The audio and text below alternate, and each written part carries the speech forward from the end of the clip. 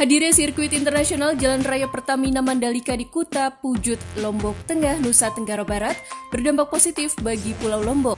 Tidak hanya menjelang dan saat gelaran internasional seperti World Superbike, Idemitsu Asia Talent Cup, dan MotoGP, tetapi juga setelah gelaran itu. Perputaran uang selama gelaran MotoGP menurut Gubernur NTB, Zulkifli Mansyah beberapa waktu lalu mencapai 606,7 miliar rupiah. Badan Pusat Statistik NTB menghitung itu berdasarkan analisis 10 hari jelang dan pasca gelaran MotoGP.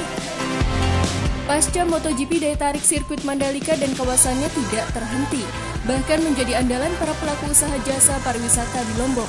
Setiap hari termasuk di akhir pekan, wisatawan dari berbagai daerah baik NTB maupun luar NTB datang untuk sekadar mengunjungi ke sirkuit sepanjang 4,3 km itu.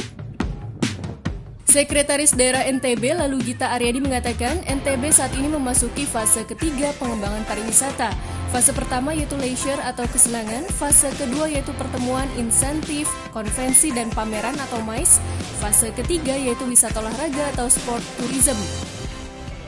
Yang rutin kan WSBK, IATC, kemudian MotoGP, ditambah lagi ada MXGP dan lain sebagainya. Ini yang skala internasional. Nanti tentu akan kita perbanyak dengan seri-seri berskala nasional. Dan dalam konteks sport tourism itu kita juga sedang prepare NTB bersama NTT ikhtiar menjadi tuan rumah PON ke 22 tahun 2028 nanti.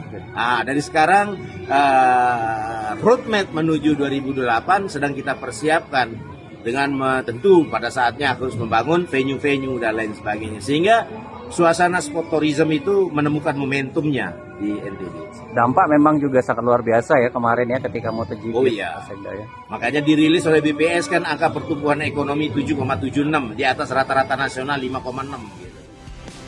Kehadiran sirkuit Mandalika diharapkan terus berdampak. Oleh karena itu, pemerintah daerah dan pihak terkait termasuk penanggung jawab sirkuit, yakni PT Pengembang Pariwisata Indonesia atau ITDC harus mampu membuat acara yang bisa menarik wisatawan untuk datang selain agenda rutin seperti WSBK, IATC, dan MotoGP. Alhamdulillah kondisi pariwisata kita di Pulau Lombok sekarang ini sudah mulai berangsur-angsur normal ya. Terutama hari ini saya sedang membawa rombongan dari MAN 2 Temanggung, Jawa Tengah. Berapa orang? Sekitar 150 orang. Kemudian besok saya akan nyambung lagi rombongan dari Jawa juga sekitar 200 orang. Dan saat ini setiap hari ya rombongan dari Jawa yang masuk ke Pulau Lombok itu malah cenderung menggunakan bus, cenderung menggunakan bus. Hampir setiap hari itu ada masuk bus overland yang wisata ziarah ke Pulau Lombok ini. Terutama mereka sangat tertarik untuk melihat sirkuit balap. Itu saja yang menjadi unique selling point kita hari ini, di mana sebelumnya itu wisatawan datang ke sini biasa-biasa saja. Tetapi dengan adanya sirkuit Mandalika sekarang, kemudian mereka datang ke sini ini lebih untuk melihat itu sirkuit. Di situ kita punya highlight sekarang ini, keuntungan kita. Mandalika saat ini kan menjadi ikon karena Nyun Sewu di Jawa juga dimanapun ikon untuk sirkuit itu satu-satunya di dunia yang ada di Indonesia itu di Mandalika di Lombok.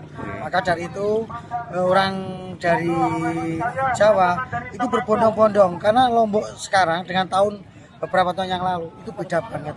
Apa pernah kesini Pak sebelumnya? Saya udah pernah kesini tahun 2017 saya kesini itu sangat beda. Waktu ini di sini masih pasir, tanah, masih pasir. Banyak orang yang berjualan, kafe-kafe kecil masih banyak. Tapi sekarang sudah luar biasa Lombok. Ini tentunya bagi warga Indonesia, tentunya kalau belum ke Lombok, belum ke Mandalika, belum afdol. Iya.